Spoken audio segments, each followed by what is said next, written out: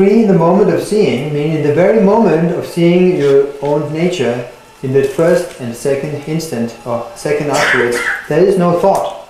Thoughts have vanished. And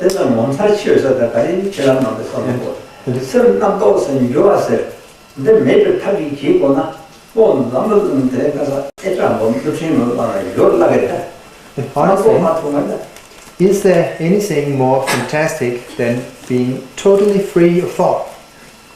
But even though it's just that short, because there's nothing else in this world that can totally bring a halt to thinking. You can blow up nuclear bombs and so forth and use all different techniques, but nothing really stops thoughts. But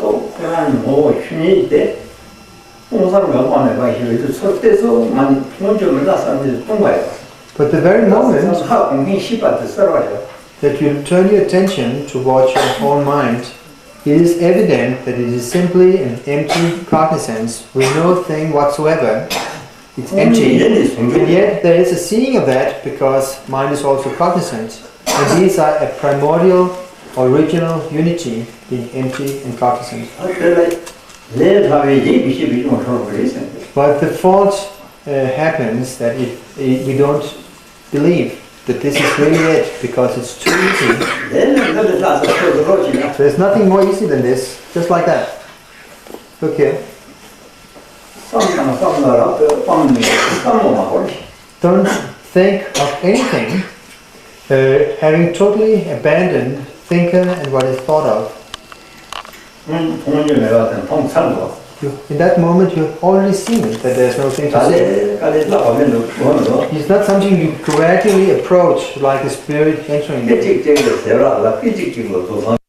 This is what is mentioned by the phrase, in one moment makes a difference. In one moment, complete enlightenment. That moment, like this, is the unmistaken Buddha mind. Don't project outwardly. Don't concentrate inwardly. Don't keep a state in between. Totally give up any mental effort. This is what the old Menaki man called it's utterly or sheer emptiness. You don't need to block your five senses, not at all. Like this, just remaining like this, everything is vividly experienced. But if you start to investigate and label, you are involved in thoughts. This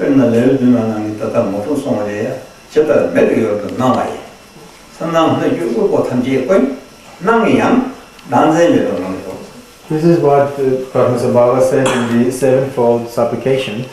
No matter what appears to you in the realm or in the field of your vision before your eyes, the world, the beings, and so forth, even though experienced, just let it be without any fixation.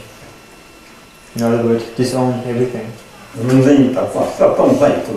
The dissolving of subject and object is the pure form of the deity. Whatever moves or occurs in the realm of your ears or any sound, all resounding, whether pleasant or unpleasant,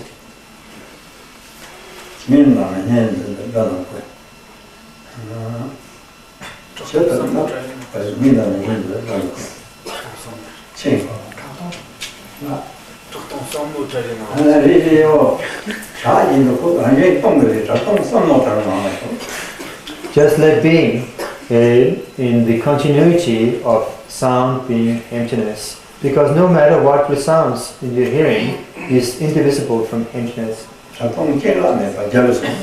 The empty resounding beyond arising and ceasing is the voice of the victorious ones.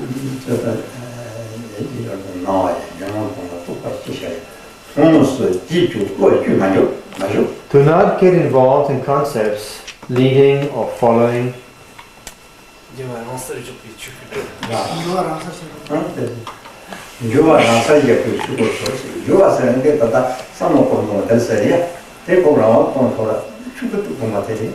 By leaving your thinking to itself, it dissolves naturally into Dhammakaya. The thinking means our thoughts of this and that. If you just let it be, it naturally dissolves.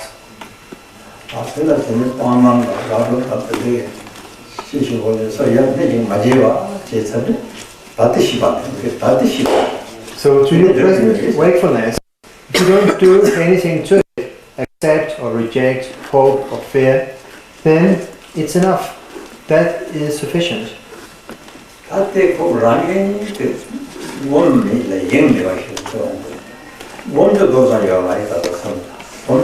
So what you naturally need to train in is to not imagine something by an act of meditating, but also not to be distracted for even a second.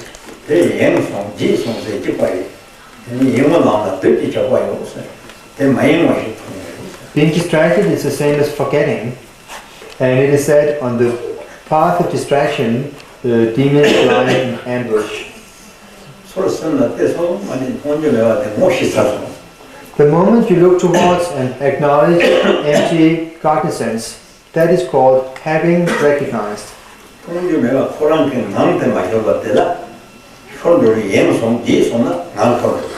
then there is a continuity of empty cognizance, which you don't need to fabricate in any way. Just don't forget it. Once you forget and start to think, then the continuity is lost. The moment you look, the empty cognizance is seen, recognized. And then allow the continuity of this seeing to continue or be sustained, but automatically. Then for an ordinary person, again a thought occurs. Then you remember, oh, I forgot. Then again acknowledge or notice who forgot and simply recognize again. And again you arrive back in the state of recognizing your natural face. That doesn't mean sitting and straining, trying not to be distracted. It's like ringing the bell once and the sound continues. It doesn't mean ringing the bell continuously. Once the continuity fades, that means we start forgetting. And we get involved in a thought. Then again we notice, oh, I forgot, I got carried away. And then, alright, then look towards. And again you are back in recognizing. And again there's a natural stability in a continuous state of empty cognizance. We need to train in that short moments many times.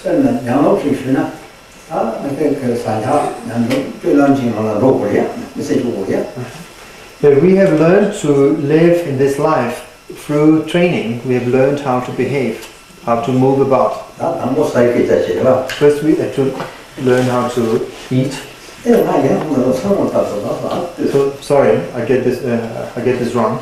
We have to train while involved in the activities of this life. For example, while eating, we taste the food and we start to think about the food and then notice, oh, I got carried away. Again recognize while eating. In that moment, you arrive back vividly in the state of the essence. Then you forget again.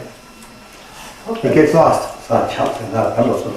Then you, while walking about, moving in your room, you can still recognize the Buddha nature. When you lie down to sleep, if you're diligent, also recognize again. When you sit, recognize. Actually, there is no time when you are not allowed to recognize nature of mind. Even when you sit on the loo,